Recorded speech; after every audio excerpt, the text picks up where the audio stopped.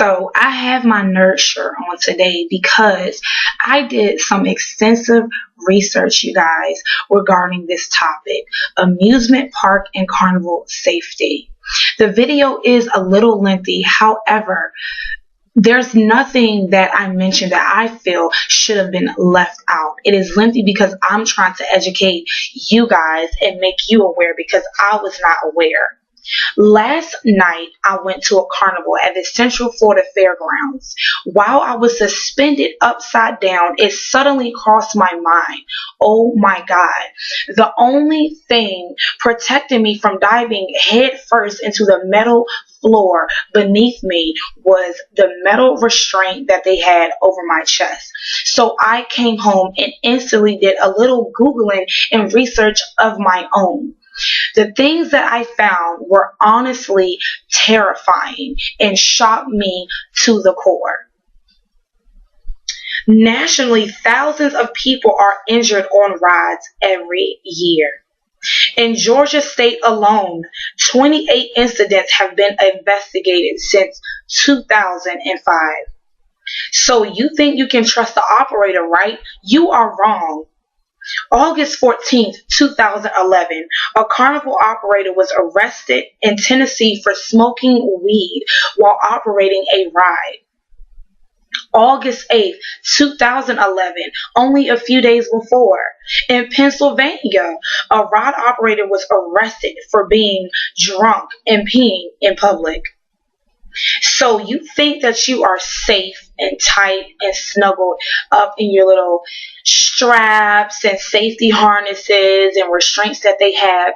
You are wrong. They cannot guarantee 100% your safety in their own safety devices. Why? Because of freak accident mechanical failures.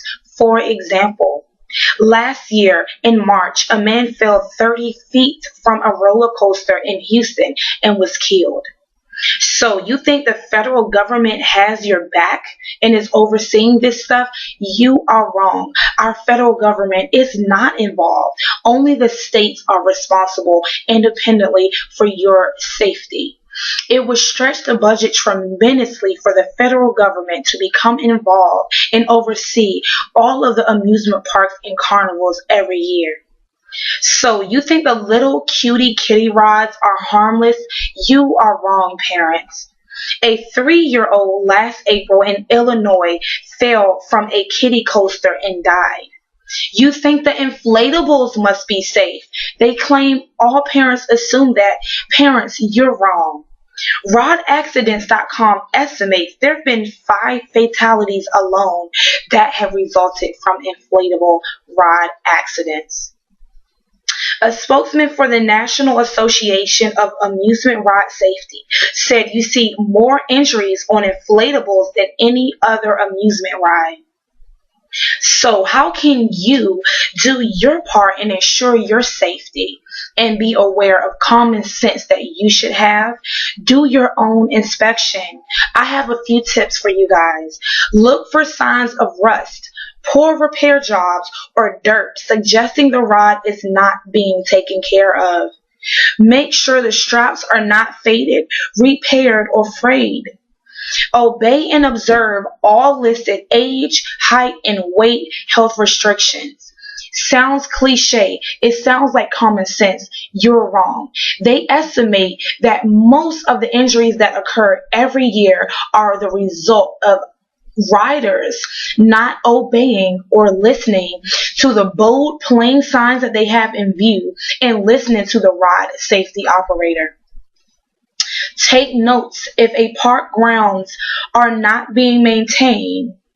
It usually is a reflection of how maintained its rides are. Check the park's injury reporting records. Do your own research. Do not assume that because you have not heard something on the news about your local amusement park that nothing has happened. You are wrong. A lot of these accidents are not reported to the news. They do not legally have to do that. Assess the ride operator using your own common sense. If they look a little crazy and kooky or foaming out the mouth or something crazy like that, then don't get on the ride and don't put your child on the ride, please. Do not force your children to ride a ride or assume if you like it that the child will. The child may attempt to exit the ride while it is in motion. Remember the 3-year-old that I told you about that fell to his death? When they investigated, it appears that the 3-year-old possibly was attempting to get out of the ride. The child, the baby, was scared. Parents, you have to do your own common sense and research and really pay attention to how the ride operates before you throw your child on a ride. Watch the ride, how it works, if it'll go up upside down and all of that. It is up to you to ensure that. A child does not have enough sense to know if this is safe or not. So I hope you all learned something today from my video and from my tips. I am genuinely concerned for you all's safety, your child's safety. I have a 4-year-old nephew. Some of what I heard today was terrifying. Who hasn't taken their child to the local carnival or amusement park and things like that? So just be safe. But I'm going to leave you with this. I'm not trying to make this a doomsday thing. So I researched the statistics and found out the likelihood of being seriously injured enough to require overnight hospitalization is 1 in 9 million. The chance of dying is 1 in 750 million. So thank God for those statistics. But like I said, if you're going to continue to go to the parks and carnivals, just be safe. Do your own research, you guys. Goodbye. Have a nice day.